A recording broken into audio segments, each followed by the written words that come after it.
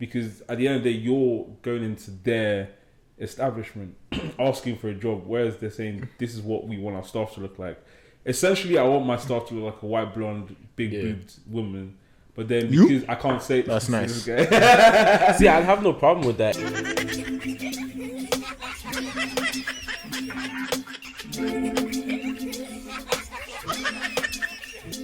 You are now listening to the Blacker the Berry, the sweeter the juice. Let's record it, mate. Your name now. You just say your name. Why you have to try?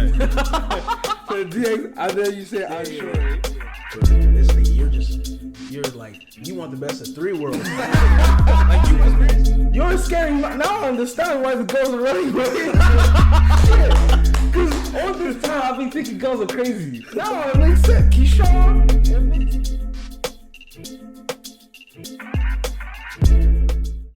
From Nigeria and just get the PR like that and just come. Yeah. Express entry. Imagine. That's what my brother is trying to do. Yeah. Yeah, he's not trying to come here and start being like, cause he's done with his degree and everything. Yeah. So he's not trying to come here and like do like masters as an international student again. Yeah. So But wouldn't they force him? No, he's accumulating some points and whatever. He's in the program already. So probably by the end of the year or next year. He should take advantage of the fact that everything was online. And my sister just became a PR like last week. Oh, okay. So some of the points goes to him as well and to me as well. As well. No, this whole PR stuff. Stress. Well, to be honest, as long as you have your plan. So is that what we're talking about today? PR? Looks like this. No, let's not talk about that. the thing that wastes people's times. What's not gonna do? Wait, the government will come and knocking on your door. Why? What's your restrictions as a PR? Is there certain things you're not allowed to do? You're just not allowed to vote. I think you can do every single thing, but you can't vote. Okay. So you can just... I don't give a fuck about politics. You can just stay in Canada. They don't force you to try and become a citizen. No, they don't force you. No. Okay. You just... I know people that have been PRs for 10 years. It allows you to stay in Canada. Okay. You get but you're not Canadian. Yeah, you're not Canadian. It just allows you to stay in Canada. You're permanent. Basically PR. It's in the name, right? Yeah. Permanent resident. Literally. But yeah, I mean, like, PR is still different from citizenship because there's a lot of stuff that you can get away with when you're like a citizen, right? But then if you're like a PR, you'd be like, I don't want to try this shit because I'm not even a citizen of the country. So if you got in trouble legally, exactly, they could deport you. Bro, shut for sure because you're not the citizen. Like, I've even heard of cases where people that have just become citizens like 2-3 years after they've revoked their citizenship. I don't think that's possible. It might be because I've heard in England they're starting to. Are you rolling? Yeah, they're starting to what's it called? They basically, I don't know if they've passed the law already or it was just discussions, but like whether or not, however long you've had a citizenship, they can revoke it now.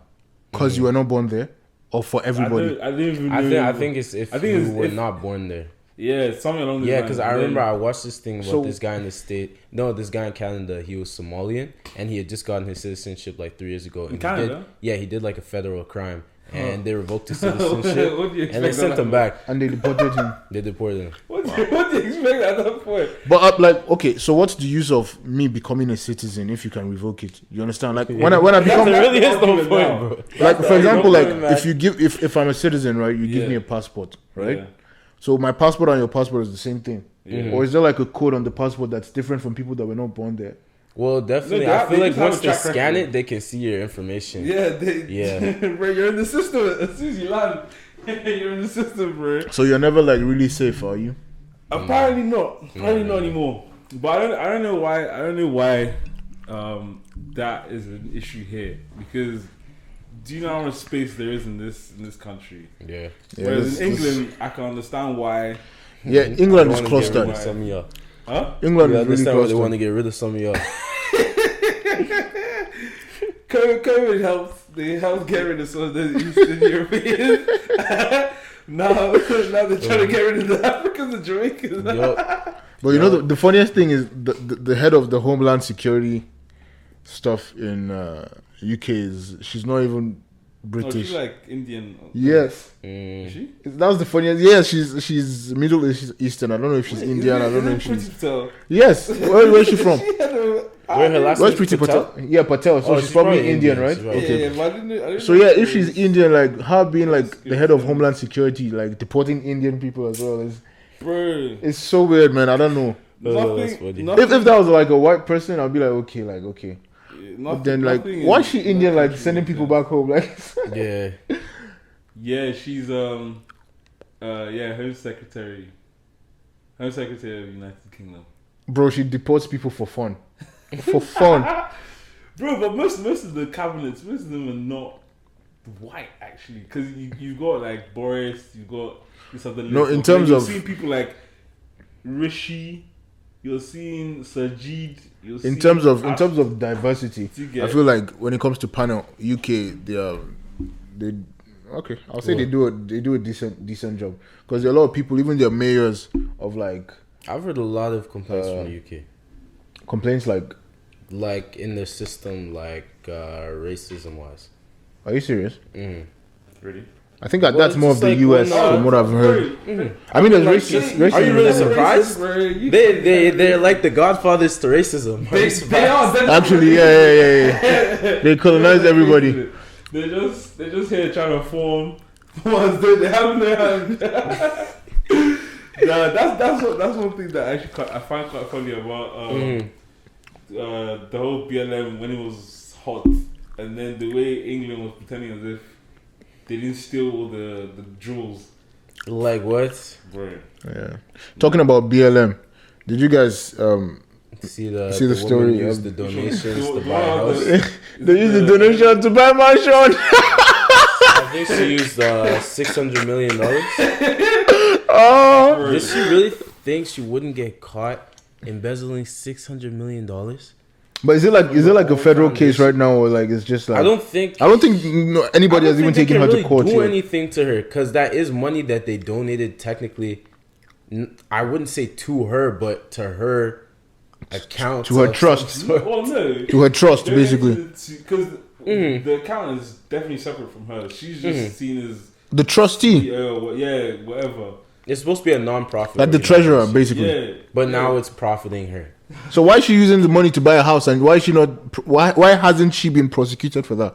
Well, because a lot of the charities, there's a way to make it look. So basically, all the money that's given to charity, Yeah. they now use some of that money to cover their admin costs. That's how a lot. That's how NGOs make money. Yeah, that's how they get away with it. That's why you see they'll come and be doing. Oh, we've thank you everyone. You've donated $8 million to whatever this thing, and you're still seeing the African child looking for water. Like, bro, most of the money they'll send like 80% of it is for admin, and then the rest they'll now just disperse it between whatever they were planning on. What's it called? Solving. Yeah. Speaking about that, actually, I took this marketing course in my second year, and my professor really told me, like, you know how like you can see somebody on the street begging, Yeah. and you can give them like $1, right? Yeah. And you don't tell anybody about it. Mm-hmm. But then all these like banks that donate to like less privileged countries and or less privileged people and whatever, they'll be like, oh, do you want to donate to children's whatever today? Do you want to donate to this today? And the funny thing is, those people probably would donate like $1,000 to them. Yeah. And then do you know how much they are worth? Or people will be like, for example, like they want to donate to like Cancer Foundation or something like that. Yeah. But then they donate $1,000 to them, and they'll print a big ass banner and be like, we help cancer or whatever. And that's what these banks do, and they'll make you feel like, oh, these people are really good. Let me put my money in the bank. Yeah. Let me bank with these people. Yeah. But it's equivalent to you spending like $1 with like or giving $1 to a homeless guy or. But do you know Or why? beggar or Do you know whatever. why a lot of these rich people actually? And that's crazy you because the know why a marketing lot of tactic these is rich crazy. people actually do all these charities and stuff like that. A lot of it is it's a write-off. So then To write off taxes, right? Yeah, it's write-off taxes. Also, it's a way of there's tax evasion and there's tax Tax write-off, right? No, as in there's two ways of evading tax evasion and what's the other one? And, I think I know what you're saying, but I know what you're saying. I'm forgetting the word. It's slipping my mind. It's something like clearing your taxes or something like. It's what Donald Trump's been doing. It's, I can't remember the word. Yeah, it's just the word. Yeah, tax evasion, tax. Wait. Whatever. But yeah, a lot of rich people do it because it's one, it makes them look good, and two, they don't get taxed as much as they actually. Yeah. There's a lot of loopholes. So you get what I'm saying? So like that's why you see them. They'll bro, I pay more taxes than Donald Trump. Bro, they said he paid $17. I think it was last year. $17 in taxes. For it. Wait, is that? I think tax write-off is what you wanted to say, right? No. I know what he's trying to say because they said it in the news about Donald Trump. Yeah, I just can't remember it. Tax evasion and then there's tax. Was it tax fraud? No, it starts with E as well. I think it's legal. I don't think it's fraud. Yeah, it's legal. Tax evasion is the one that's illegal. Yes, tax evasion is illegal. I think writing off your taxes. What Donald Trump was legal because he was reporting a lot of losses. Yeah, and he does like a lot of charitable tax avoidance. Yeah, tax avoidance. That's legal. And he does a lot of charitable donations. Yeah. So that's how he's able to not pay much taxes. There's lots of loopholes that you can do around it. Yeah, so there's tax evasion and tax avoidance. Evasion is where you're not paying your taxes. Yeah, that one, bro, the government do not play. Yo, you will do more time in jail for tax evasion than murdering someone. I promise you. Yeah, the government, they like their money. Are you serious? They love their money. So wait. So if, God forbid, well, I promise you, you'll do serious time. If you're making like serious money, I'm not going to say I on camera, but if someone kills someone else, you're trying to tell me that same person, if they evade their taxes, even if it's like $500 to like $1,000 or like $2,000, they'll go to jail. Yes. What? I promise you, if I go and murder someone tomorrow, and if Elon Musk does tax evasion, he's doing more time than me. Yeah, I promise you. Like, but the only difference is that the jail that you would go to is worse than the jail. But won't they just tell you to pay back the money though? Like, won't they just tell you to pay back? They don't forgive, bro. They don't forgive in the States. Canada, they might be a little more lenient. They know you can pay the money. Yeah, of course. It's a matter of principle, isn't it? Like, why did you do that? Yeah. But yeah, tax evasion. Stay away from one of my biggest pet peeves are the things that annoys me the most. Or it's like when you go on TikTok or Instagram and you see someone like they're giving to like the needy or the poor, and they're like taking videos of them. I hate that. Yeah, I hate that, bro. Yeah, I understand where that comes from. I understand what he's saying, but then at the same time, if I'm doing that personally, I wouldn't like record it, right? Why do you need to record yourself? Yeah, but then sometimes people want to do it to like spread awareness. Okay. But then sometimes you don't know, like it's a bloodline. I was about, yeah. You know, some people want to do it for like clout. Yeah, of course. And then some people want to do it to like create awareness. So you never know. Exactly, you don't know the difference sometimes. Yeah. So it's just like a bloodline, exactly. Because like when you see a celebrity doing that type of stuff, you know it's probably just for like clout. Yeah. For them to look good. For me, the way I see it, I'm like, you're elding this person's situation. You're putting him on blast just so you can look good. I don't like that. The ones I don't like is probably when someone like takes a camera like this and puts it in someone's face, and it's like, come here, when I take this money. Yeah, I'm like, there was one I saw. You know, you follow Instablog and all these things now. Instablog, Niger. Yeah. So you probably don't know what we're talking about. Nah, never. Okay. Imagine Shade Room, just Nigerian version. Exactly, the Nigerian version of Shade Room. Yeah. So basically, this person wanted to give a little boy shoes because like his shoes were like fucked up and whatever. I can swear on this. So basically, she put the phone in his face like this, and then she called him over and she's like, "You should have grabbed. Look at your shoe. Remove this shoe. Okay, take. What do you say? Say thank you." Honestly, bro, you should have swiped the phone. And she put the phone in his face like this, just cause, and she put the camera on the shoe, and then she did this, just to show that. That one, yeah. Those people deserve to get flogged, bro. Deserve like capital punishment, bro. Just dim. No, I don't like. For me, I give because that's my nature, anyways.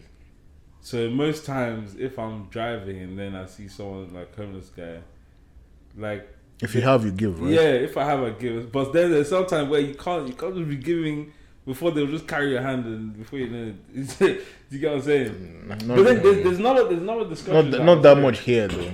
Yeah, not that much, of course. Not that much here. There's another discussion that there's some people that actually would rather not give money because of what they might do with the money in terms of like use it to go and. Oh, I have a story about this. Do you get what I'm There's saying? this guy by the 7-Eleven, and he was just open and honest because you know they usually try to lie.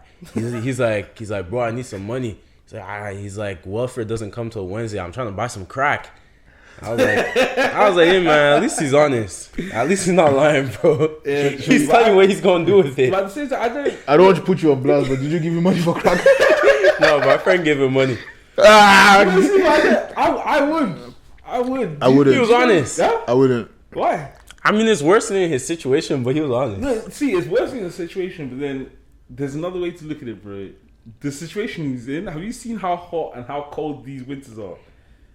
Bro, I would rather How hot the summer is. Okay, Bro, okay, summer's okay. very hot. Yeah. Winter's very So cold. Yeah. I'll rather, you know, whatever you're experiencing, if you have an escape, I'd rather give you the Easier for you. escape than Oh my days. not give you the money and then you're gonna actually feel the suffering that you're under. Like, I mean, there's obviously two ways. So, because you already, basically, they're already like addicts, right?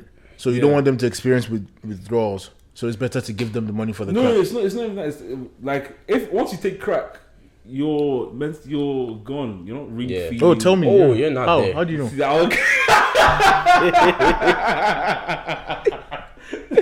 Oh my days. But like, I'd rather like, bro, if you're on the streets in this cold, this -40, I'd Bro, rather give be me that high. crack.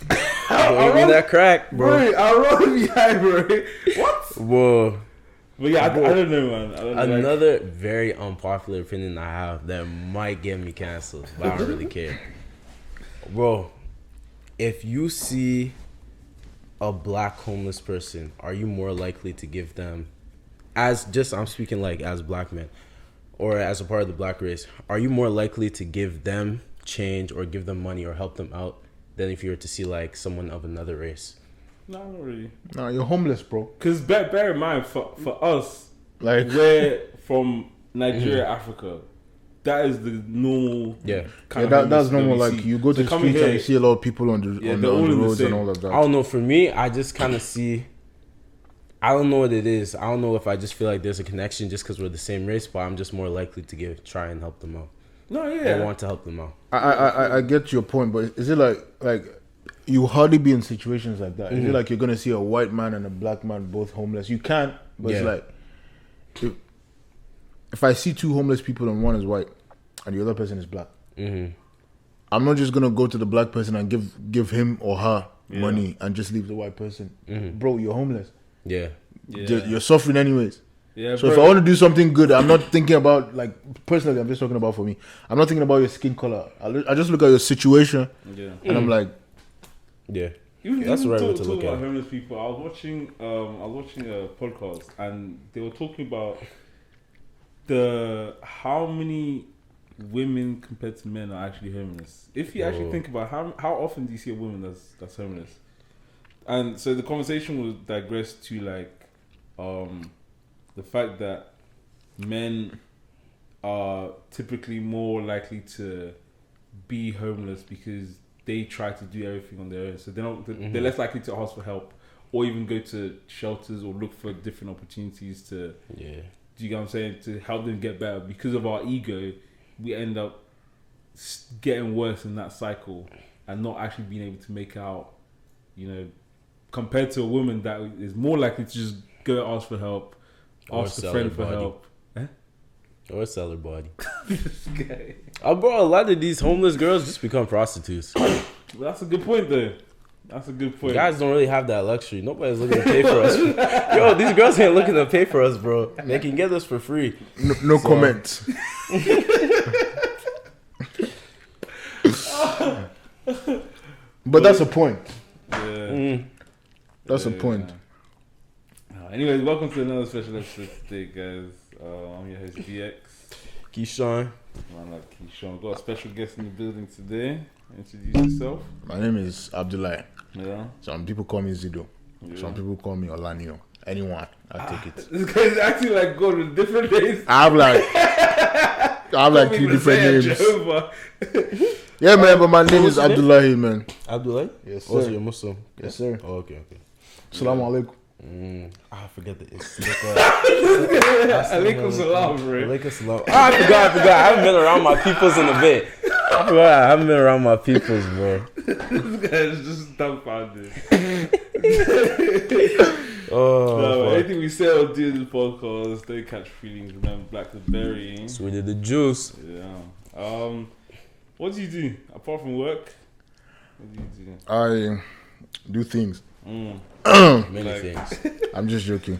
Right now, I'm a student. I work and I have a clothing brand. The name of the clothing brand is Custom Wave. You can follow us on Instagram at custom.wave. And our website is customwave.org. Yeah. And Is yeah, it just you or? me and Daniel Machuku, I have a business partner. Oh, So I seen your brand. it's a joint venture. You see my brand? Mm-hmm. Support. Yeah. You make the Give me the some hats, money. Hats, everything. I mean, I make hats. I make hoodies. I make shorts. I'm wearing one of our shorts right now. Did you have a party at Different stuff. Infinity? Yes, Oh, okay, yeah, I heard about that. we're part of the party. Yeah. Part of the what will I say? The brands that were at the party. So How was that? it was good. We had a pop up at Bulldog Event Center. I think 2 weeks ago now, and it was a good turnout. We had a lot of support from people. A lot of people came to buy stuff from us. So I appreciate the Winnipeg people, man. Come on, buy since you have seen it. What would you say your end goal for your business is? What are you looking to get Basically, I just want to. What I'm looking to get into is basically just what Virgil did, like how he made streetwear so like important, you know. Yeah. Because without Virgil Abloh, like streetwear was cool and whatever. Like people used to rock Supreme and whatever, but it was not high end. It was not like you won't see brands like LV, Gucci, and whatever trying to like Do street. clothing and whatever. So basically, I just want to take it to like runway high end fashion. But right now, it's just about creating affordable clothing for like my target market, and the target market is the just average nigga. the average everybody, the average person, man.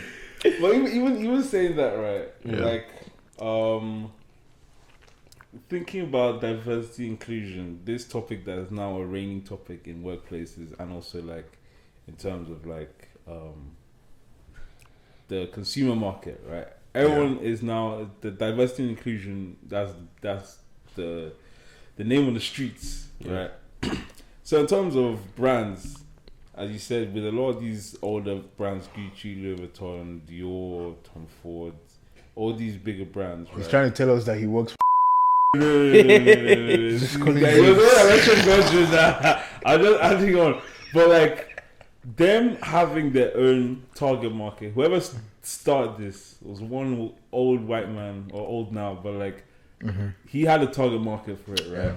And then over time, we've now come to a position where like, That's the thing for my brand personally. Like I can say I have a target market right now because like I'm in Winnipeg and like just like uni students, you know, just people that like are interested in style and whatever. But to be very honest, like I feel like I do stuff that everybody can wear.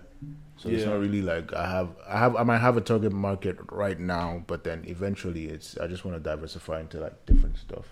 Well, like my question is more so, what do we think about let's say a lot of these brands, if they said I don't want to do streetwear, because think about it, the only reason they had to is because of the trend, basically. Yeah, but then a lot of them don't need the trend. Then they've already inked their name in history and reputation, right? I don't agree with that, to be honest. What do you mean? I don't agree with that because I feel like brands, they see where the trend is, like especially when like the BLM movement and everything started like properly. Yeah. If you were not inclusive or if you were not championing diversity, you kind of be left behind. It doesn't matter if you're Louis Vuitton, it doesn't matter if you're Gucci. So they had to do it. No, that's what I'm saying. Like, what do you actually think of it? Because then if everyone's doing diversity inclusion, Yeah. then it'll get to a point where everyone's selling. I mean, the same yeah, thing. it's like, what do I think about it? To be honest, that's a good question and a tough question at the same time, because it's like, it's become so watered down. It's like a political statement now. Yeah. Like, for example, like how I'm seeing more black models Yeah. in runway than I used to see when I was younger. But then the thing about it is that when you look at racism, there's what they call this type of racism is like silent racism, or I don't know. There's a word for it. I'm not really sure. I think I know what you mean. I'm not really sure about that word. I'm blanking, man. It's kind of like passive. It's not like direct. Yeah. So now, like all the black women that you see on runway right now, most of them, like, they don't have a full head of hair. They're mostly bald. Yeah. And then if you check deeply into like all these, I don't know, I can't speak English today. Runway modeling agencies and whatever. Yeah. They always complain and say black women, like, their hair is hard to make. Yeah. Or whatever. Then, like, So most people that do runway, they have to shave up their head. If not, they won't get like roles. So yeah, you're being inclusive, but there's still this passive, aggressive behavior towards like people of color and whatever. we're playing devil's advocate. Exactly. I'm saying to play devil's advocate, isn't that us just entering someone else's market and then trying to make their market ours? Because runway, most of the fashion had just been, especially on this side of the world, is the Europeans that have created their own space for that. Exactly. And then over time, because we've migrated, some of us have been forced, others have migrated. Because we've now come here, we're trying to now join their spaces and then make it ours too. In a way, is that in itself right as well? Because like a lot of people, like even in workplaces as well, girls complain. Because I had a friend recently that just got a job at what's it called? And she was complaining that, they're telling me I need to straighten my hair, I always need to have a full face of makeup, Things like that, you know. do you get what I'm saying? But then at the end of the day, they can't directly tell you that I made Hooters because I wanted a particular type of clientele, a particular kind of staff. Yeah. Because at the end of the day, you're going into their establishment asking for a job, whereas they're saying this is what we want our staff to look like. Essentially, I want my staff to look like a white blonde, big boobed woman. But then because I can't say that's nice. See, I'd have no problem with that if they told her that in the interview. But why are you hiring her and then telling her she has to change? Because the thing is, you can't say it. You can't say that. Yeah, you can't say that, because once you say it, It's discrimination. It becomes a racist remark. Exactly, it's discrimination. There are a lot of things that you can't say in interviews. Like you can't even ask about someone's child. Yeah. For example, you can't say things that are not to race in any way. So you can't say that, but then you can try as much as possible to like bend the rules in a way that suits you at the end of the day. It's still a dirty game. So when you talk about what we started talking about first, when you talked about what did you talk about? So it's essentially like we're trying to enter their space, then make it work for us. So what do we are we completely, are we like, you know what, this is our world, we all live in it together, or is it more so we should just allow them to do what they're doing and we do and you start something new, right? Yeah, because bro, Like, that's what we're seeing as now. much as innovation is always championed, right? I feel like human beings will always be human beings. Like if you see something thriving, like if you see runway now, for example, you can see these people make money and whatever, right? So why can't I right now, as a black man or black person or person of color, get into that space as well and benefit from what those people have been benefiting from over the years? So it's like, it's working, so why do I have to create something else when I can just join it? But then joining it, are you gonna join it playing their rules, or are you gonna join it wanting to make your own rules in their game? I think I get what he's trying to say now. Yeah, because what the world is trying to, sorry about that. What the world is trying to do right now is enter an already established system and like dismantle it and create new rules. Yeah. But then why don't we then create our own? Do you get what I'm saying? Because now we're starting to do that. You're starting to see in a lot of spaces, even America, England, even parts of Canada as well. You're starting to see that most black people are like, let's just make our own spaces. Yeah. You're starting to see the development of that. And I think one thing is that because the white man has had so long to develop and make their spaces a bit more stable, it's now like some of us have been afraid for so long to start our own thing because they've had how many hundreds of years to get a runway to start making money, and a runway that works for them to start making money. Because think about it, if most of the magazines, you're seeing a very thin, unhealthy, blonde white lady. But what I want to say is like in that aspect, like most people of color want to enter an already thriving system, and then probably when they get to a point in that system, then they come back down and try and create something. Because they feel like if they just create everything from the grassroots, it will never reach that level. Yeah. So they want to go to that level first, then come back down and create something in the grassroots. While some just want to stay there. Yeah. It's like some people coming abroad and then getting like the best education and whatever and going back home and trying to do something at home. And then you have people like me who just come abroad and don't want to ever go back. So different types of people. But then what he's saying makes sense. What makes you not want to go back? I know, I'm just joking. Like I could go back, of course, like to visit and whatever. No. But like, what makes you not want to live there? Why aren't you not living in Trinidad and Tobago? I finished school here, but I do have plans to retire there. Retirement is at what age? Because this is where I can make the real money. There's not much opportunities for me back home. Same thing. But it's a very relaxing environment, so I would want to retire there. You've answered my question too. There's not a lot of opportunities. Opportunity there's opportunity. Yeah. But then everything is mismanaged. Like the government, the economy, the people are angry. So become the president. Sky's the limit. No, that's the issue with Africa. No, but I'm saying everybody wants to be the president. Africa, yeah. Okay, let me not say Africa. I can only speak for my country. The problem with the problem with Ghanaians call it Kwasia. But the problem with Nigeria is that there's compared to other African countries, you see in some African countries they have a dictator. In some of us is more democracy. Nigeria is a democracy. Sorry, it's a dictatorship disguised as democracy. The reason I say that is because there are certain constitutions that have been put in place from back when we had the military coup and the Biafran War. Certain things have been put in place that make it seem as though it's a democracy and anyone can achieve anything. But the rules and some of the laws that have been placed there kind of give almost a loophole to make that not possible. So that's the problem that we're having with Nigeria right now is people are hitting a glass ceiling and they don't even know how to get rid of that glass ceiling. And SARS, that period, that was the biggest show for it.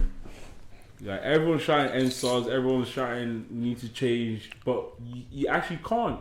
You're seeing the president and his gang members, they're right in front of you, killing people.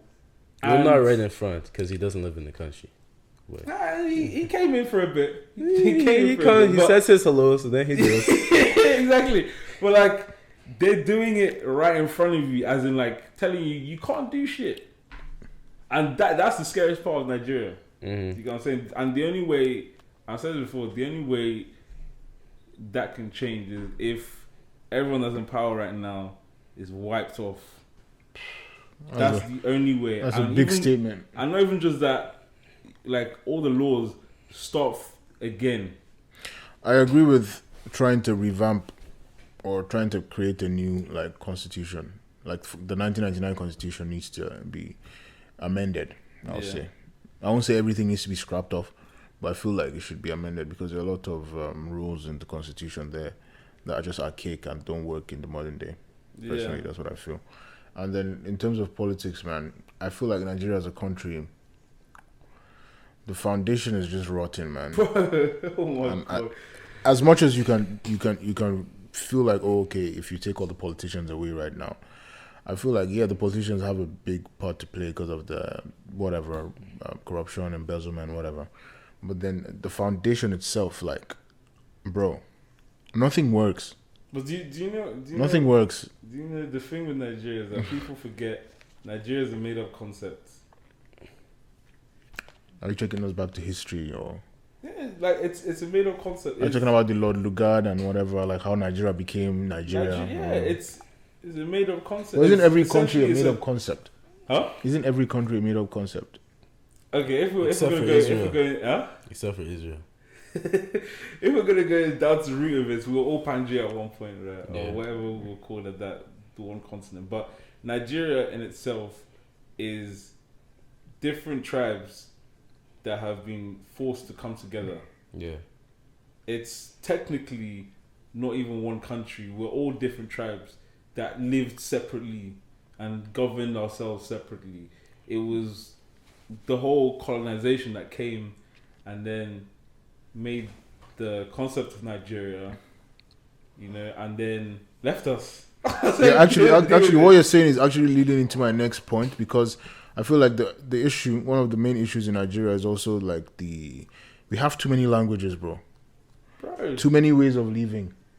Too many, it's too diverse. Like, bro, how many languages? I don't know. Bro, I think it's more than 200, right? Huh? It's more than 200 languages. Okay, I was Right? 57. I mean, I see where you're coming from. it's a Obviously, lot, I'm not yeah. from the country, so I can't speak on it. So it's too like, much. yeah. But you guys have a lot of diversity, but you guys all do have one common language, which is English. No, that's not. So is it really language, what do you I mean, that's like the English legal is not language, really but it's our like, common language, how many like- people actually Yeah, speak but- English in Nigeria? each person from each tribe, their second language that they would usually know, wouldn't it be English? No, it's not. That's the What was funny the thing. language that you learned when you were there? No, I had to learn English. I had to learn French. It wasn't. Ah, comment ça va? va? Ça va bien, merci. Et vous? But like, that wasn't Nigeria as a country deciding let's use those languages. That was the gifts were given by our colonizers. Because in that Biafran War, what happened? The French came to help. I don't know history like that, so I'll just listen to this one. It was just a documentary that I watched. So the French came to help the what's it called, Biafran nation to fight off Nigeria, right? The Igbos, right? No, Nigeria was a mix of. It was mainly. No, I'm saying Biafra. That was the Igbos, right? It wasn't really just the Igbos. There was like some other. So Biafra is just not Igbo? I thought everybody that's Biafra is like the Igbo ethnic. Like essentially, but I'm saying like there's still small different tribes Okay.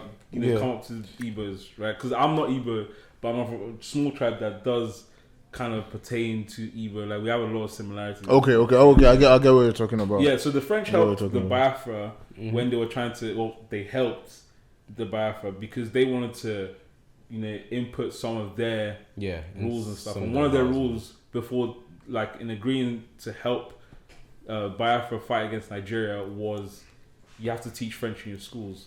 So it wasn't like a second language per se. It's just something that the colonizers gave to us. Yeah. Right.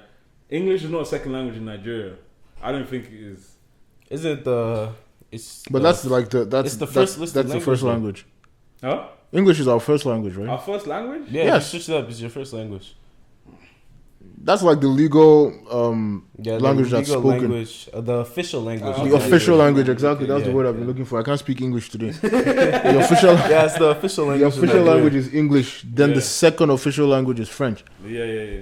But that makes sense. What? Yeah, What? Yoruba. You see? Come on, bro. I thought that's what I said. That's what it said. It said the second most second spoken most language that's from official, spoken right? is Yoruba. It's different from official. Yeah.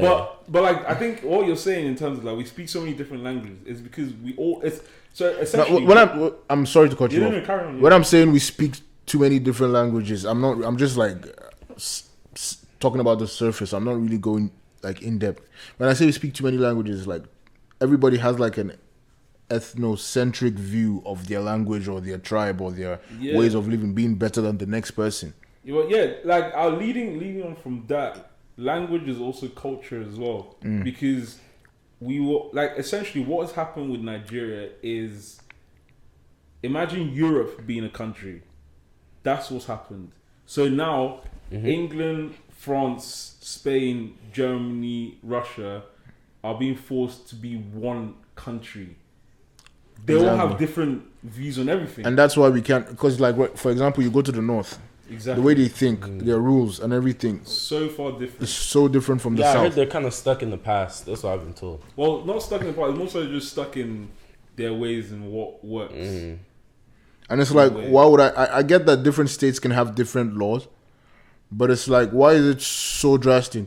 No, that's my point. Do you get what I'm saying? It's like you have to like try to remove your mind from thinking of them as states. Think of them as they were different countries. Like before Nigeria was a concept, there was the Hausa, there was the Igbos, there was the Yorubas. As in, those were separate entities. And the most annoying part is that, for example, next year we have the election, right? Yeah. For the new president. It was already started in a way. Like the primaries and everything, Yeah. it has actually started. Yeah. The thing is, you see somebody from the north, for example, telling you they're not going to vote for this person because he's Christian or because he's not Hausa. They don't care about the values. They don't care about if he can actually, make the country work, if he can boost the economy, make better roads, infrastructure, hospitals, schools, all of that stuff.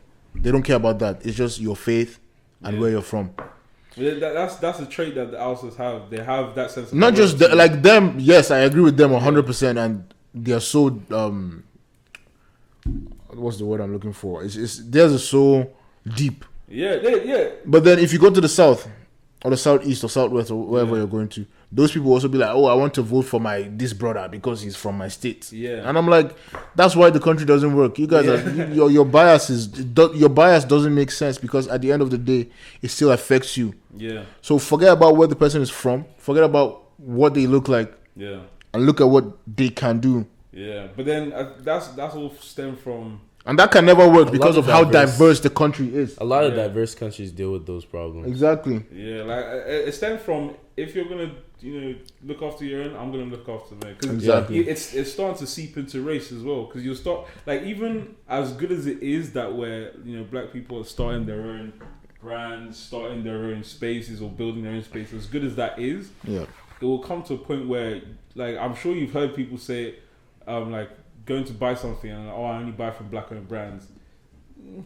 Like, you can buy from black-owned brands. I'm not going to say anything because I'm on camera. So I'll just no, but as in, like, you're starting to see the segregation. I get what you're saying. Yeah, you're starting to see the personally. Nah, you speak. Be free. It doesn't make sense to only say you buy from bro. I will say it for you, bro. I don't care. Like, honestly, it doesn't make sense to say you only buy from black-owned businesses just because you're black-owned, bro. If your shit is wacky, your shit is whack. You get me? If your shit is good, your shit is good. Yeah. Then if I buy it from you and I notice that you're black, it's an added advantage. Added bonus, right? But then I'm not going to be going out of my way to say, oh, I'm only looking for black-owned businesses. But I guarantee you, there are people that do that. Yeah, there are people. Unfortunately, there are people that do that. They'll spend more of their coins on substandard shit just because it was made by a black person.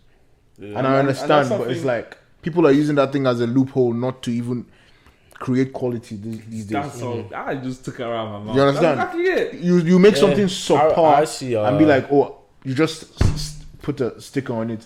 Black owned business. I went to Vancouver and I bought from this restaurant the shittiest burger I've ever had in my life. And then when the burger came on the packaging, there was a sticker on it, black owned. And I was like, oh, black owned, nice. I started feeling myself. I bit into that shit and it was whack. And I'm like, what the fuck? Yeah. I bought McDonald's, bro. The most of the time when I see like buy from black owned, it's mainly like I hear people from the States saying, and I remember I watched a scene in the movie. It was this guy talking about why you should buy from black owned. I think it started from he was explaining about how when the Chinese come over, when the Italians came over, the reason why gentrification wasn't able to take place is because they're looking after their own. Yeah. They're keeping everything in the community. They're helping each other out. He said black people don't do that. But bear in mind, the Chinese and them, man, they've been doing it from time. Because look at the Jewish. They've been doing it from time. Yeah. So it's nothing. And you never see. I'm not saying I don't support it. I support it 100%. Neighborhoods. I support it 100% because what he's trying to say is like we need to create like our own stuff Yeah. to a great quality. So at some point, Yeah. we don't even have to think that we're buying black owned or whatever. We don't have to Yeah. think about it. We just go to our brothers and we have the best bro, 'cause quality. You don't Exactly, see you know? you don't see Jewish people, Chinese people getting pushed out of their neighborhoods. Gentrification doesn't happen to them. It's only happening to the black people. It's only happening to the black people, bro. But my point is, before we get to that level, we don't have, because it's like quality doesn't start on day one. Like if you You start a have to brand, start from somewhere. exactly. If you start a brand or if you start something, I want to speak from personal experience. The quality I was using before is not as good as the one I'm using now. So definitely I've improved in my craft and everything.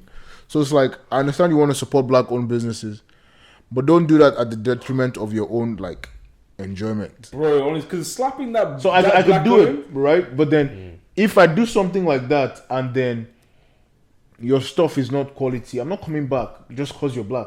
And it But makes some it, people it makes want to it do worse that stuff like, I'm black, so you must support me. And it makes it worse on every other person that's trying to produce quality as a black person. Because once you slap that black owned on something shit, someone now It's like a sees guilt black trip. owned and then It's an like a guilt association. trip. Yeah, it's a guilt trip and it's an association. Because now I'm gonna see that sticker associated with the shit burger, and then I went back to my burger. you get what I'm saying? You're gonna carry it with you because now when you see that sticker, it's not quality. That's why like. You now Yeah, it needs- attribute that stereotype to black people. Yeah, but that's why we need to take care, especially when we're in these beginning stages. We need to really take care. Do you get what I'm saying? We need to really take care in the things that we're putting out, in especially businesses, products, services. We need to take care because all these stereotypes, they've been there for a while and they've been there for a reason. So if we're gonna, combat the stereotypes, we need to make sure we're actually putting in a good effort and not just doing it and then blaming Like someone else. lacklusterly or like haphazardly and just doing anything. That you Yeah. want. I feel you 100%. Yeah. Now, what was the last black-owned business you supported? Don't say yourself.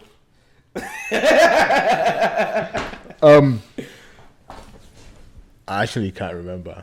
Oh yeah. But Outside of then, the burger?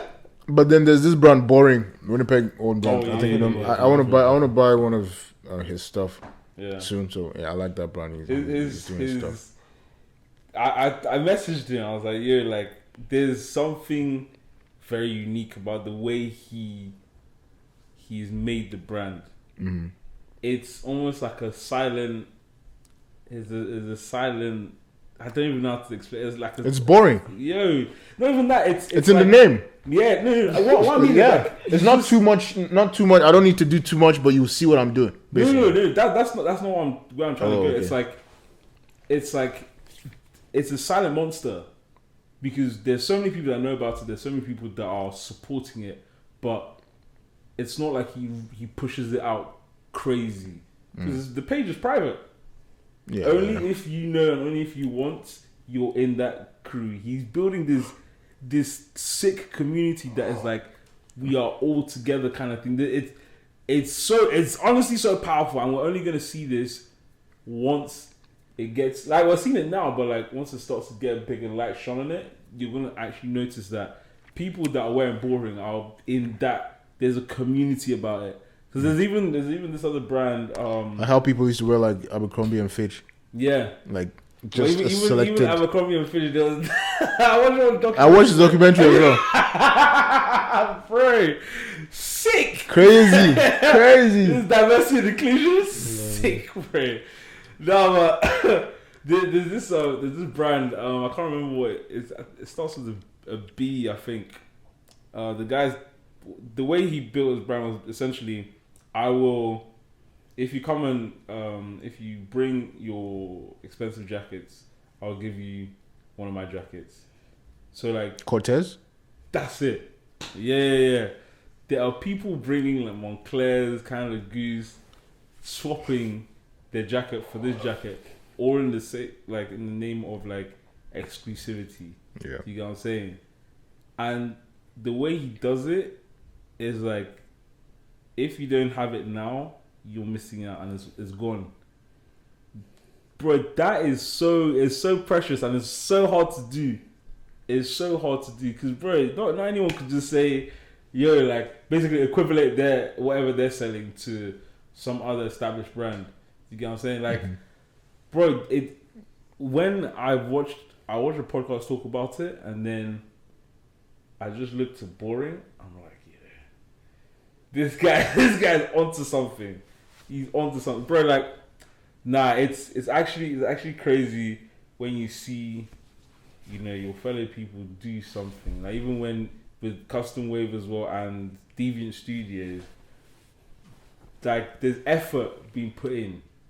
You get what I'm saying? And that's what we need. We don't like. What I don't like to see is when people just start something and then before you know it, 2 weeks later, bro, where's your next drop? Consistency is key to everything. And the thing with consistency is not always easy. It's not meant to be. Because sometimes it's not even about the money; it's just about the interest. Yeah. The thing with Custom Wave, we started in 2019, me and Daniel, and 3 years now we're still running. Yeah. And the thing is, when we drop something, the next thing is you see people like, I dropped these shorts, and then 2 days later, people ask me, yo, when's the next drop? I'm like, yo, buy this one. You guys haven't even bought this one yet. You know what I'm talking about? So it's like, you just have to keep people interested, and you have to do things that people actually like. Because if you keep releasing stuff just because you want your friends to support you and things like that, it will get to a time it'll be like, bro, I've bought the first, second, third one. Yeah. And they're all shit. Yeah. You know? But when you drop stuff that people actually like, it gets to a point where it's like, yo, I actually fuck with what this guy's doing. And there's also things that you want to do. Because even, like, we do have this tendency as, I wouldn't really say a community, but this our generation right now, there's this, like, weird fake hype that we do sometimes. So by someone doing, when's your next drop, it's always putting pressure on you to do a next drop. Whereas when you're doing it in your own time, you know, you actually would know if they're gonna buy it, rather than doing when's your next drop, all for the sake of a fake hype. You then do the next drop, and then nothing comes of it.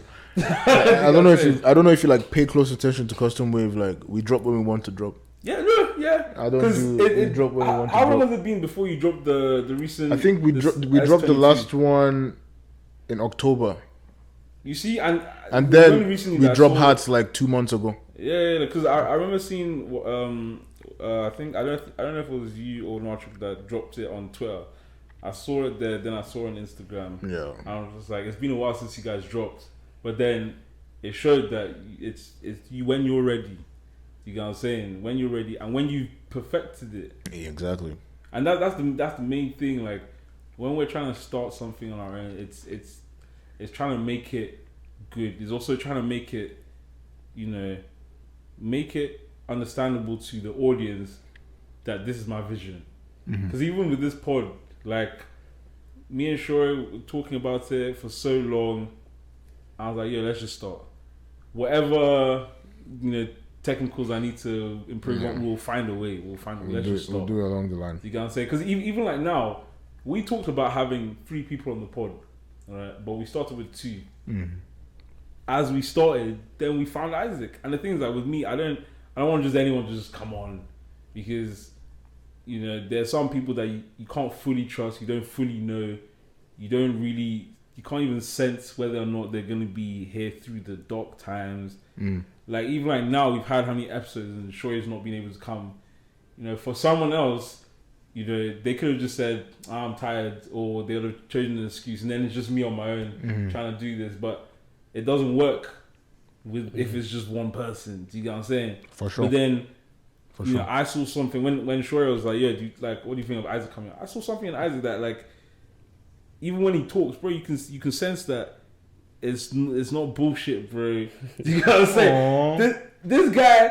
There are a lot of things I learned from him. Like, honestly, there are a lot of things I learned from him just because, for me, I'm very naive, whereas he is more of like he's the other extreme. Doesn't give a fuck about anyone else. Whereas for me, I'm easy to just like care too much about someone. You know what I'm saying? So I learned a lot of things from both of them.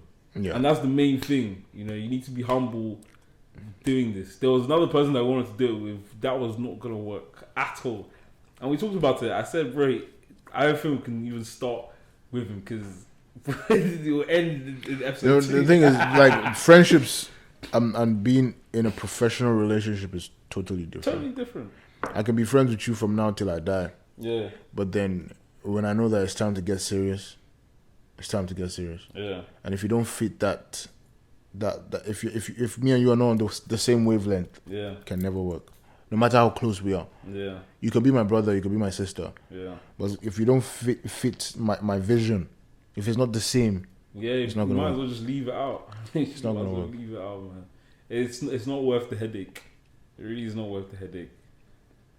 Yeah, discipline and consistency. That's one thing that they go hand in hand, and it's not easy. Yeah, It's not easy at all. Not easy, bro. I know how many times I've dropped like a shout out to the Winnipeg people again, man. Yeah. Everybody supporting Custom Wave, selling us out all the time that we drop, all of that stuff. Because there's been a lot of times when we'll have this, idea, and we'll put money into it, we'll produce and whatever, and then I just get scared. I'm like, fuck, what if people don't buy this shit? Because I put all my money into this shit, I put all the hype into it, and Everything's a risk. Everything's a and I'm gamble. like, what if people don't actually buy this shit? I'm like, fuck, man. Yeah. And then I look at my stock in like a month or 2 months, and I'm like, oh shit, they bought it. But then that's because you sold people your vision rather than selling the clothes. Exactly. 'Cause So that's what I said. If I started with just like, let me do some substandard shit, trust me, people will buy the first and the second time. Yeah. And before you know, that's it. The wardrobe is full. Exactly.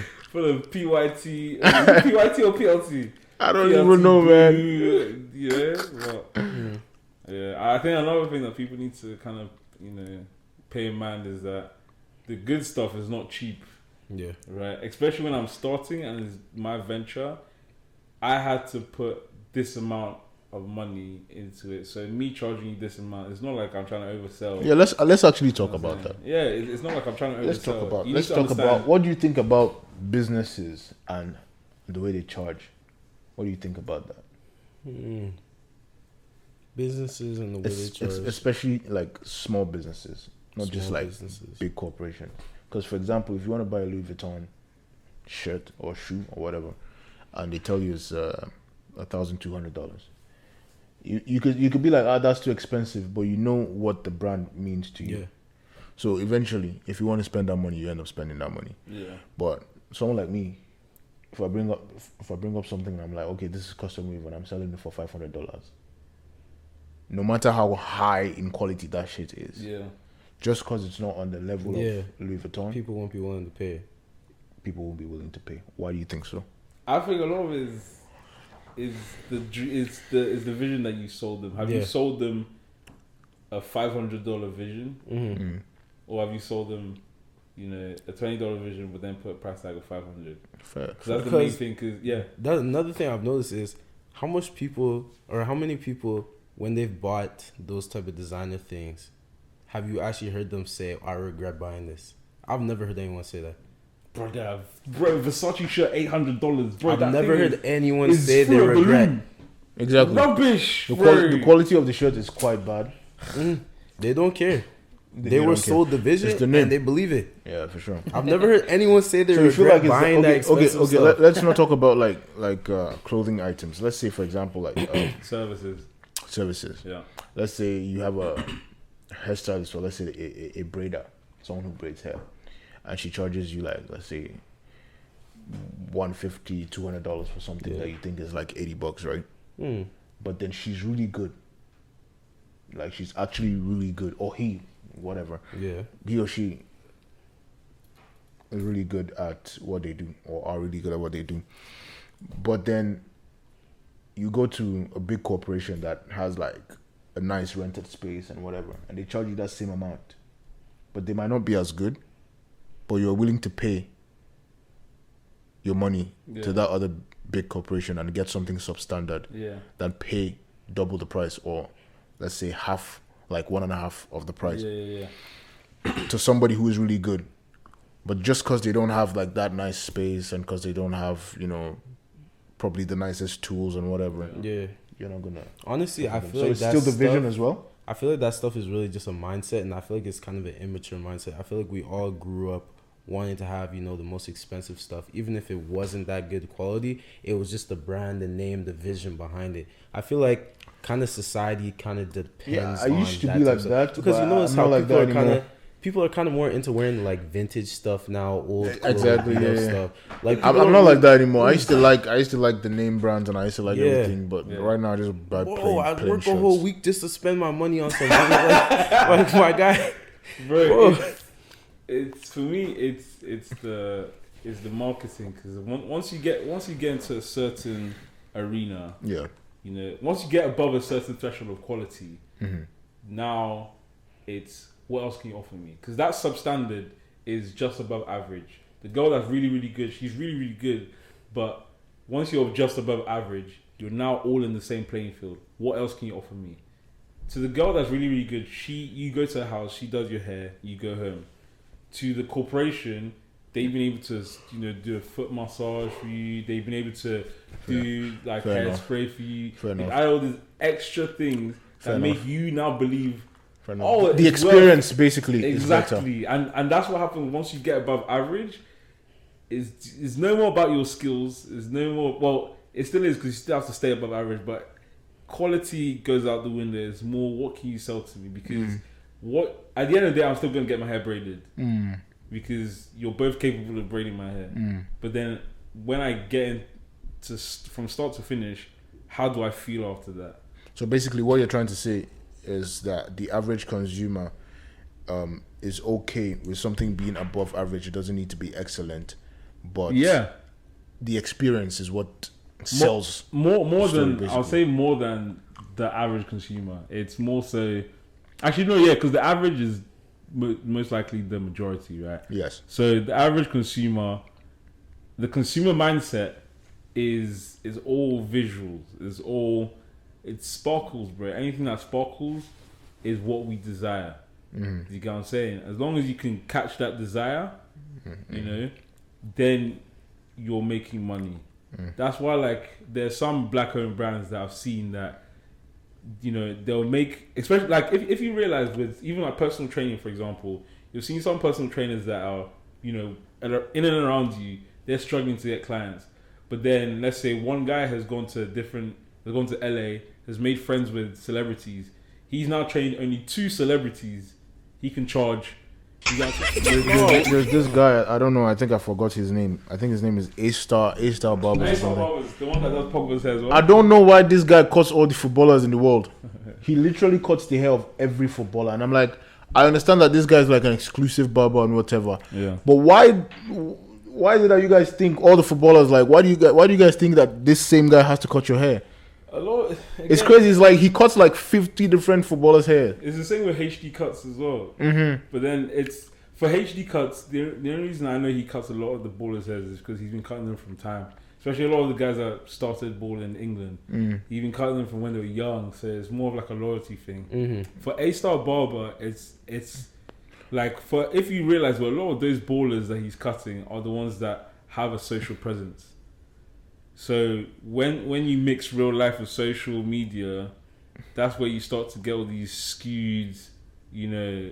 Because if you look at Vic Blends, he doesn't cut that many famous people. He's cut a few. I think he's cut NBA Youngboy, and then he's cut Lil Baby. Chopper or whatever. He cut Lil Baby. He cut NLE Chopper. I like what Vic. NLE Chopper, right? This guy. Bro, I like Big Blends though. I actually watched quite a few of his TikToks. You see what he does now? He's not Yeah. on that wave. Even Nelly, I think Nelly was the one that blew him up. But he gives free cuts now. Yeah. You get what I'm saying? Because it's just depending on the barber. Give you a free depending on cut your and give niche. you like a motivational speech and Yeah. stuff. Yeah, I like that. That's I a like good that. guy. Bro, I've actually like listened to the conversations he'd be having. Some of them are actually pretty good. Yeah. Just seeing what people are going through, what they have to say. Yeah, for sure. Bro, even what some of these little kids have had to say, it's crazy. Now, I think for him, it's like at that point, as I said, once you get above average, it's now what you're trying to sell. For him, he's trying to sell motivation. He's trying to sell, you know, a personality. He's trying to sell himself. That's why, you know, I don't need to make money from cutting hair now. I can just make money from brand deals and people, you know, paying me to be me. Whereas other barbers, they're making money from being able to cut so-and-so's hair. You know what I'm saying? It's different ways of selling now. Because if you're gonna pay, if now you say, oh, I want to get a cut with Vic Blends, you're gonna pay a high amount because you're taking his time away from him doing this philanthropic work, and then you want him to cut your hair. So you're gonna pay that, that day because now he's sponsored by Rockstar. Do you know what I'm saying? Whereas if you're gonna pay A-star barbers, you're taking his time away from cutting a famous person's hair who's gonna get him like 100 clients. You need to pay enough to compensate for that 100 clients. You are one of the 100 clients, basically. Well, not one of you. You're paying to take his time away from the 100 clients he could have gained. Oh, okay. Do you know what I'm saying? So, once you start getting in that If you realm, put yourself in the right path. Yeah, once you start getting in that Get the realm, money, marketing is a big thing. It's a big thing, yeah. It's a big thing because bro, like how many watches do you see around, and what makes a watch expensive? It's how many people are buying the watch and how many people. It's not even how many people are buying the watch. It's how many people want the watch. The funny thing is, like, the metal and everything that they use for most of these watches are actually similar. Yeah. But then what makes watches really expensive, from what I know, is the battery. Yeah. The battery. But then... And the hype. But then, yeah, that's what I'm saying. The hype is the desire. Yeah. You know what I'm saying? The reason why Rolex is increasing in value is because so many people want it now. You get what I'm saying? Because you can buy all the insides. Oh, it's kind of like they give this whole mindset around it. It's like you've made it once you've acquired this object. Yeah, it's marketing. Mm-hmm. It's marketing. That's why for me, genius marketing. It is, but then, for us here who are conscious of that, whenever you buy things now, you're conscious of, okay, what exactly am I buying? They're trying to buy me the lifestyle. Okay, cool. I want to buy the lifestyle. Whereas the consumer doesn't even realize they're buying the lifestyle. They're just trying to attain something to make. That's why, like, you find a lot of people that when they spend so much money trying to get all these material things, they're just empty. They got personality of bread. Do you get what I'm saying? Because they think these material things are gonna make them. Whereas you that understands, I want to buy the lifestyle. You're buying the lifestyle, so you're putting yourself in that environment. Do you get what I'm saying? You're not gonna just buy it just for the sake of buying the actual watch itself.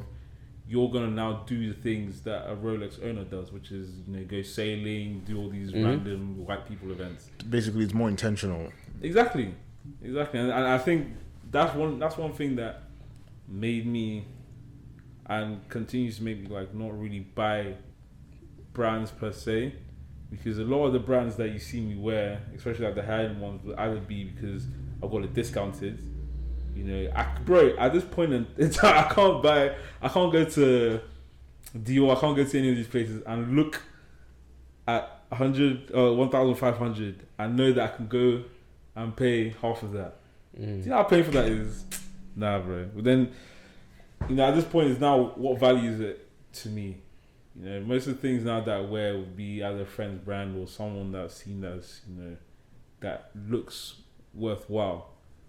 You gotta say like the watches recently that I've bought is just there are two brands that I looked at all their collections and I looked at like their about me statements and I was just like, yeah, I think this is me. You know what I'm saying? Even the watches that I got, they are what I would normally wear anyways. And you can see it in the way you wear it. Yeah. When you're wearing something with confidence because it actually has a similar identity to you, people notice it more. Like it resonates with your personality, basically. Yeah, and it gives you a bigger light. Yeah. Because the watch does not make you, right? The watch just only enhances you, right? You buying a flashy watch because let's say like silver looks good on you or rose gold looks good on you. That when you wear that watch, it's more of an accessory. Do you know what I'm saying? Whereas if you just buy a gold watch just because it's a gold watch and people are gonna see it, not many people are gonna see it because now you almost feel like there's a burden on your wrist. Do you get what I'm saying? Yeah, these guns. That's it. Guns. I saw foolish.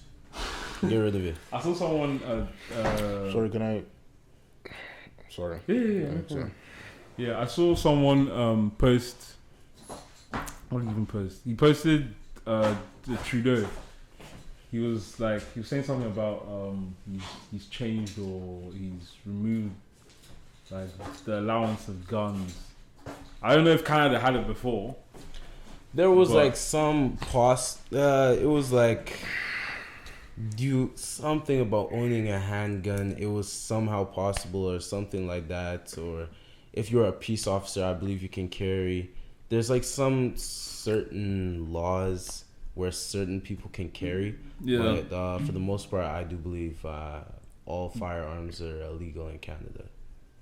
So he's. That was I a don't shock know. to me. He did something. Because he was saying he's putting a freeze on handgun ownership. Firstly, I was just like, this is America. That confuses me too, because I'm like, since when are we allowed to own that? But Yeah. then I guess I'll have to read more into it. Yeah. But Anyway, the only people I see getting angry about this are the old white people. Bro, I saw this and shut then up, just stay home. Shut up. I swiped. I saw there was now another video of like some journalist or reporter talking to like 3 teachers in a school, right? And they're like, asked them, what guns do you have on you? The way they pulled out these little pistols, I have this and whatever. I have this. And I'm thinking to myself, like, so cash, right?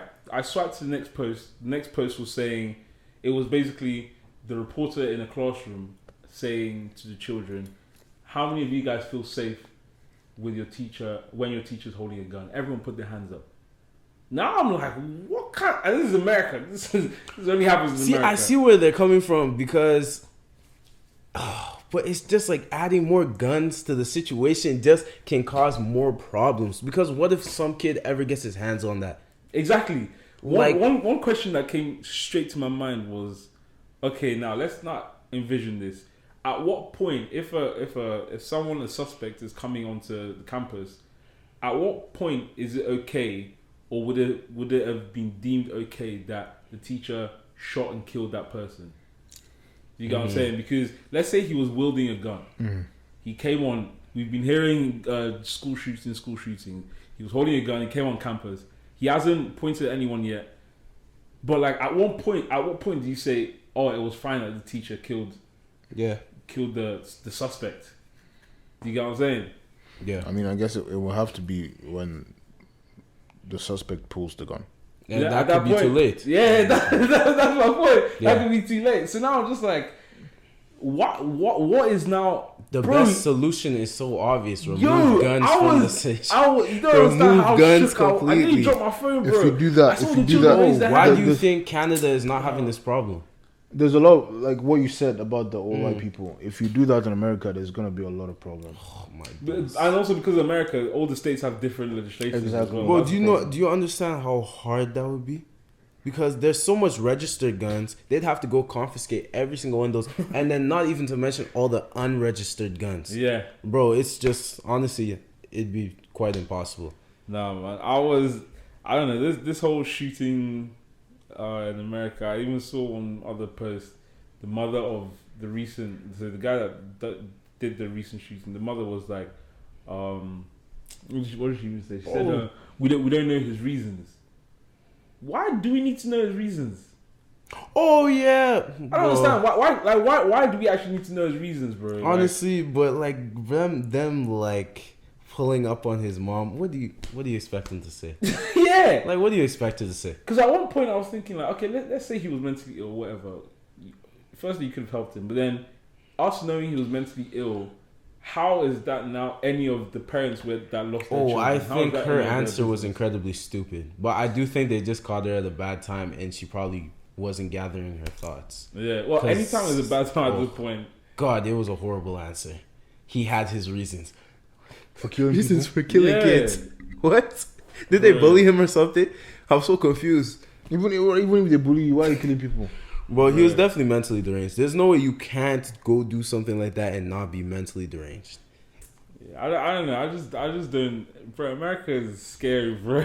Bro, scary, it's like medieval times in the future. Niggas are walking around with weapons. Bro, it's actually insane. Like, once you actually deep it, it's like medieval times.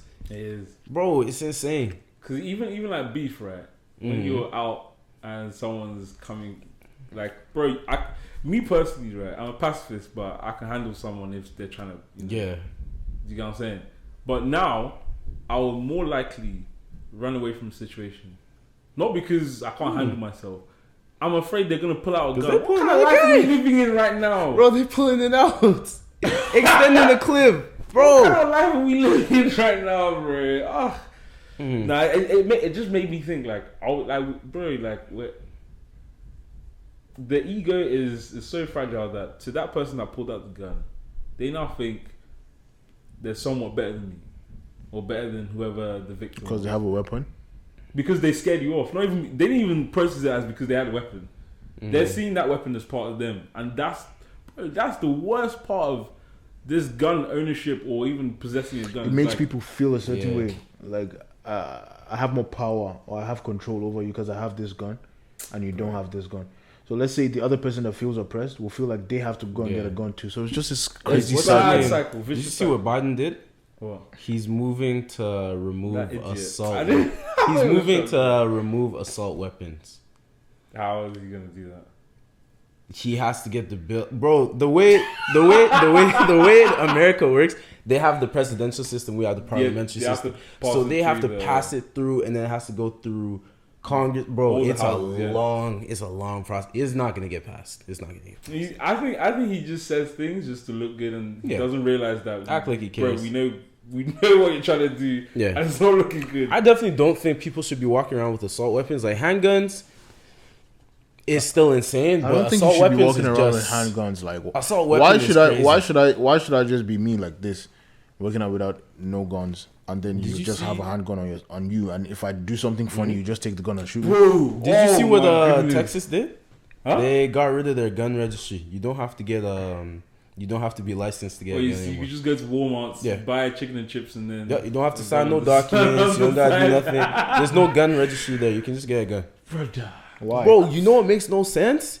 How in the States they believe at the age 18 you're able to hold a gun, to wield a gun, but you're not allowed to drink alcohol. Does that make sense? Does that make sense? It's easy to buy a gun than Bro, plan B. I don't- when the I don't still- forefathers I were don't still making un- these laws, were they smoking joints? I don't still understand the 21-year-old stuff in the States. Like, why do I have to be 21 to go to the club? Like, what's in the club that I can't do? That's Bro, what's bro, the bro. club for it, yeah. Yeah, because you can vote at age 18, is it? Or Exactly. is it 21? What's the legal age? For voting, No, what's the legal age in America? it differs. Like different states, there's 18, there's Oh, 21. yeah. Because me and my friends were having this conversation Oh, yeah, where yeah, like, there's what 18, there's makes 21, you an adult at the age 18? I was like, my guess is because you finished school and you've been passed on all Oh, the we talked about knowledge this last that time, you though. need. Oh, did we?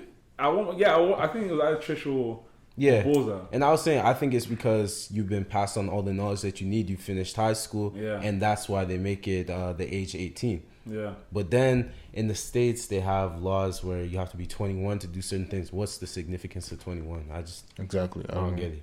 21 If is you're allowed a to lot vote- older than Mhm. 18 for sure. I understand. Yeah. You're allowed to make decisions about your government. You're allowed to wield a gun, but I can't drink. Why? I don't know. Bro, America's finished. bro. Backwards place, bro. It's crazy. America's finished. It makes me think. I know even some places, like, why are some places 18 and why are some places 19? Like, just have a universal. It just agreement makes on the no age. sense, to be honest. America's trying to do this whole democracy. Everyone's free to do. Bro, what they 21? want. 21 is old, bro. Like, why do I have to be 21 to just go to the I think club? 21 is better than 18, to be honest. Yeah, I just I think feel it like makes no it's- sense. Bro, there's saying that nothing you're that- allowed to do certain things. So you Yeah, can more official. okay. So I can I think drive. it should I just can be drive my at age. 16. Yeah. Well, I know. I can hold a gun at 18. I can vote at 18. But then I have to be 21 to drink. The gun one is the one that's baffling. The gun one is backwards. Is baffling. Yeah. Because what? Okay, like what exactly? What makes? Well, sorry to cut you off. What makes someone 16? Why is a 16-year-old driving? I feel like for me, driving is fine. But okay, so why can a 16-year-old drive, but why can't that 18-year-old drink? Oh, that's mad. yeah. That's mad. But then, Because bro, 16, you're still in high school. Mommy's still picking you up, or you're using the school bus, right? Mhm. So why are you driving? He should be. No, some people are out here stealing their grandma's car to go pick up babes. Oh, high school, man. No, I don't know. America is a scary place, bro. It's a very, very scary bro. place, and like even like this whole like police on black crime, or not even a crime. I find it's clearly not even seen as a crime, but this police brutality. Some part of me is also like, why is it that they always push this black, or they allow the black narrative to go? Because Hispanics get it as bad as we do too. Do you get what I'm saying? Why is it like, this is a question that just goes on my mind. Why is it that they allow the black narrative just to go? Because bro, the white people can shut shit down at any point. They've shown us before. Why is it that they just allow us to continue complaining? There's always the blacks that are always complaining. What exactly is fine about us complaining to them? Because you see your fellow black CEO, you assume that's now where you're meant to be. No, you have to work from the ground up. Do you get what I'm saying? Yeah, I agree with that. I agree with that. There's so much times, or like where I've seen in TV or movies, or where someone will get to, they're in an unfortunate situation, and then they see the person that can get them out of it is black. They're like, my brother. They're like, and then the person's like, no, nigga, no. You're still in this situation. I know, brother. No, bro. It's kind of toxic, man. It's kind of backwards. Like, you see a black person on top, but they don't want to hire like other black people because it's like, I don't want you to compete with me. I want to enjoy this alone because I'm the only person. I don't want you to be here before they'll kick me out. Oh yeah, like you come in and kick me out. Don't get it twisted. If I had a business, I'm not hiring niggas. Niggas is lazy. Niggas is lazy as hell, bro. I'm like, hiring some immigrants from Mexico, from India, bro. They work. Bro, niggas is lazy. I'm not hiring them.